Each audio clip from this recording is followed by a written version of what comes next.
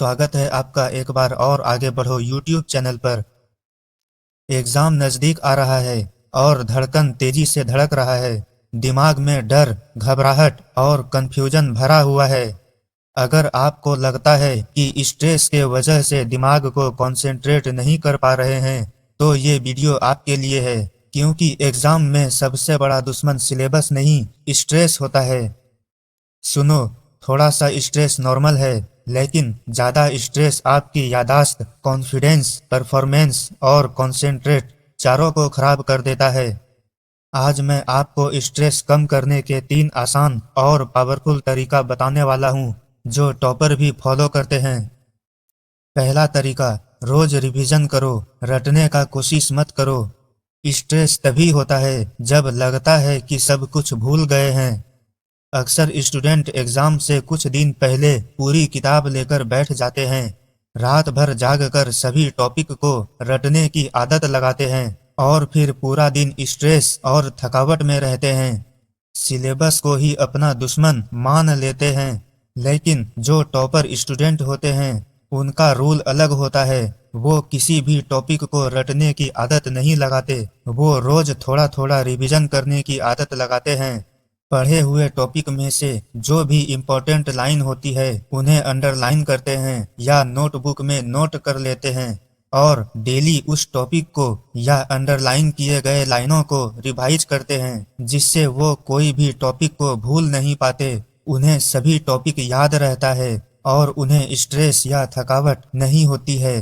Daily revision करने वाला student exam में डरता या घबराता नहीं है, वो कॉन्फिडेंट रहता है और अच्छे से कंसंट्रेट कर पाता है। दूसरा तरीका, गहरा सांस लेने की आदत डालो। आपके सांस लेने का तरीका से पता चलता है कि आपका दिमाग स्ट्रेस में है। सांसों में दिखता है कि आप स्ट्रेस में हैं। जब स्ट्रेस बढ़ता है तब सांस तेज हो जाती है, धड़कन तेजी से धड़कने लगता है, कंसंट्रेट नहीं हो पाता है और दिमाग ब्लॉक हो जाता है। अब सवाल है, इसका उपाय क्या है? तो सुनो, नाक से 5 सेकेंड में सांस लो, 10 सेकेंड रोक कर रखो, मुंह से 10 सेकेंड में छोड़ दो। ये प्रोसेस को डेली 10 बार दोहराओ। अगर अपने सांस को कंट्रोल करना सीख लिया तो डर और घबराहट खुद कंट्रोल हो जाएगा। दिमाग में स्ट्रेस नहीं होगा। अगर स्ट्रेस हुआ भी तो कम होगा, कंसंट्रेट आसानी से हो पाएगा। गहरा सांस लेने से ब्रेन को सिग्नल जाता है कि सब कुछ ठीक है। स्ट्रेस हार्मोन कम होता है, खुशी बढ़ती है, कुछ भी सोचने समझने या करने के लिए आज़ादी बढ़ती है, फोकस बढ़ता है, कंसंट्रेट अच्छे से होता है।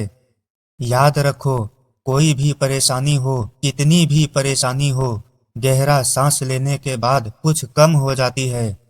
तीसरा तरीका, भूखे रहना और आधी अधूरी नींद लेने के कारण थकान से स्ट्रेस बढ़ता है। भूखे रहना, आधी नींद में ही पढ़ना एग्जाम की सबसे बड़ी गलती है।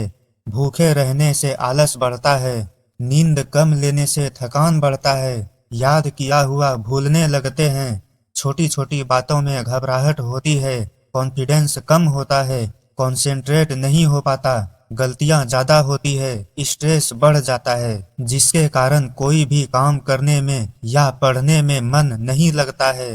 तो इसके लिए करना ये है कि सबसे पहले भरपेट खाना खाओ, पेट खाली नहीं रहना चाहिए। उसके बाद पूरा नींद लो, कम से कम 6 से 8 घंटे की नींद होनी चाहिए। रटने की आदत खत्म करो और रिवाइज करने की आदत शुरू करो। थका हुआ दिमाग में स्ट्रेस ज्यादा होता है, वो पढ़ नहीं पाता और ना ही कोई काम कर पाता है। लेकिन आराम किया हुआ दिमाग में स्ट्रेस नहीं होता है, वो कम पढ़ कर भी अच्छा पढ़ पाता है, उसे पढ़ा हुआ याद रहता है, किसी भी काम में अपना 100% दे पाता है।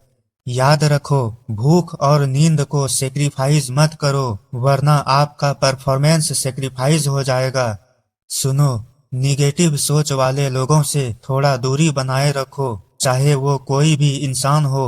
अपने आप को मोटिवेट रखो और कहो, मैं तैयार हूँ, मैं कुछ भी कर सकता हूँ या कुछ भी कर सकती हूँ। दूसरों से कंपेयर करना बंद करो। ये एग्जाम या टेस्ट जिंदगी नहीं है। एग्जाम आपकी काबिलियत को तय नहीं करता है। आपकी काबिलियत को आपका आदत और एटीट्यूड तय करता है। अपने आदत को अच्छा बनाओ। अच्छे और पॉजिटिव लोगों के संपर्क में रहो। रटने की आदत छोड़ो, रिवाइज करने की आदत लगाओ। अपने सांस पर कंट्रोल रखो। भूख और नींद पूरा करो। कॉन्फिडेंस और कॉन्सेंट्रेट बढ़ेगा। स्ट्रेस अपने आप कम हो जाएगा। एक बार और आगे बढ़ो। कमेंट में लिखो, आई एम काम एंड रेडी।